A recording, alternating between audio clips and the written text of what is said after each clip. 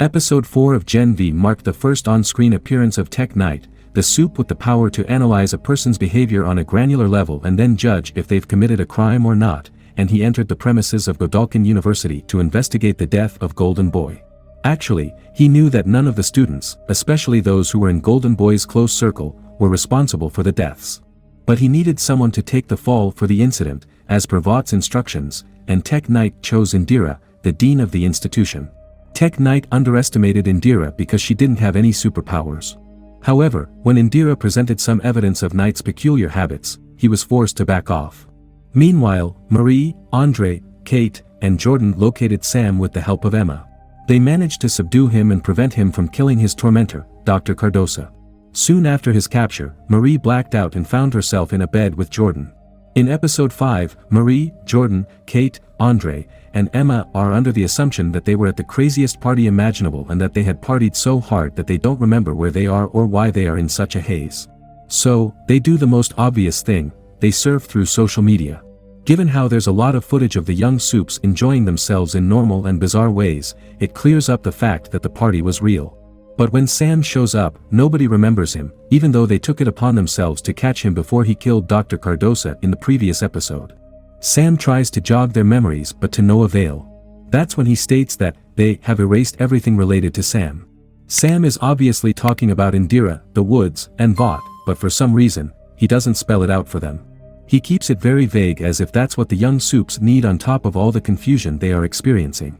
Then Sam just runs away after telling Emma that he's going to fix everything and help everyone remember who he is, thereby making them remember their quest to expose the conspiracy surrounding Golden Boy.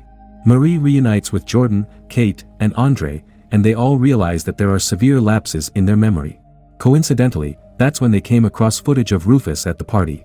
They put 2 and 2 together and come to the conclusion that Rufus has wiped off their memories and made them do things that they'll regret so as to get back at Marie for exploding his phallus. Dr. Cardosa seems to be fine after nearly getting killed by Sam. He is back at the woods and is complaining to Indira about being attacked. Indira assures Cardosa that neither Sam nor the kids will be a problem, thereby hinting at the fact that she's the one who has probably used Rufus to erase the memories of the young soups. Cardosa says that he is afraid the kids are going to find out what they're really doing at the woods, making a virus that'll allow them to control the soups. Cardosa also says that if Indira wants him to complete making the virus before anyone else walks in on them doing illegal activities, she needs to get Marie into his labs. Indira says something rather surprising.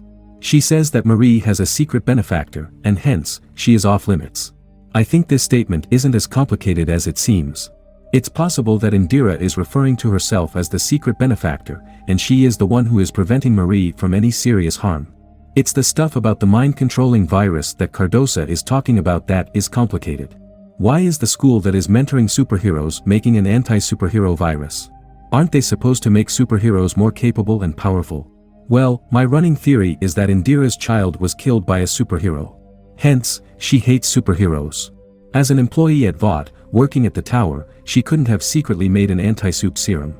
However, at a school with no such strict restrictions, she can access multiple soups and experiment with them. If the process breaks them, she can make up an elaborate excuse to hide their true intentions. Anyway, coming back to the plot, Kate reveals to the rest of the group that Rufus is a molester, and he has used his powers in the past to make Kate do things that she didn't technically consent to. Marie and Jordan go after Rufus, but it turns out to be a doppelganger. Andre successfully corners Rufus, but he obviously uses his powers to get away from Andre. By the way, amidst all this, Gen V tries to turn Jordan and Marie's whole dynamic into a teen romance, which is corny and okay, but it doesn't really gel with the gravity of the central plot.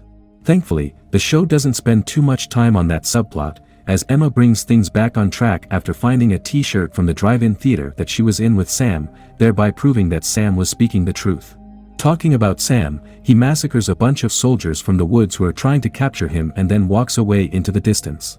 Marie stumbles upon further proof that a lot has happened between the time they found Sam and the moment they woke up after the party because she finds trackers embedded in the bodies of the young soups.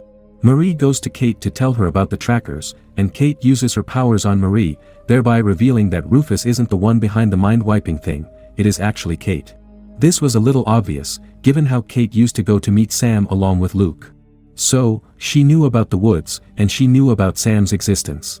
Her surprised expression after learning that Sam was being held captive was a big indicator that she was working for Indira. Now, she has shown her hand explicitly. But here's the thing, due to the exposed wound from where Marie had extracted her tracker and the erasure of recent memories, it becomes clear to both Marie and Jordan that something is wrong, thereby negating Kate's mind wipe. When we see Kate confessing to Indira about mind wiping for a long time, it becomes apparent that she isn't a very smart mind wiper. She only thinks about the immediate results and leaves everything else up to chance.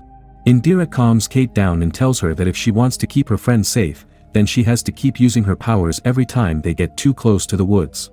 Emma returns to the drive-in theater, and Sam is there too. Emma says that even though she doesn't remember the time the two spent together, she believes everything that Sam is talking about. Sam shocks Emma by stating that Kate is the one behind Luke's decaying state of mind because she keeps erasing his memories. Marie and Jordan locate Rufus and force him to talk about what he has been doing at Indira's behest. Rufus says that he hasn't done anything, and Emma confirms that by telling Marie that Kate is the real culprit here. At the end of episode 5, Andre interrupts the conversation between Marie, Rufus, and Jordan, and he almost kills him. Unable to keep up the charade anymore, Kate restores Andre's memories. That overwhelms him, and he walks away from Kate. This revelation puts a big question mark on everything that we have seen. We don't know how many times Kate has used her powers on Andre, Luke, and the rest of the group. Everything that they think they know about themselves and the world has been tarnished. Even if Kate's mind-wiping isn't that extensive, the mere thought that Kate could have manipulated their memories will haunt Andre and the rest of the group. More importantly, why has Kate done this? What is she gaining from this whole endeavor? We know that every time Kate uses her powers, it takes a toll on her mind. Yet, why is she risking her physical and mental health for Indira? Well, we have to wait until next week to find out.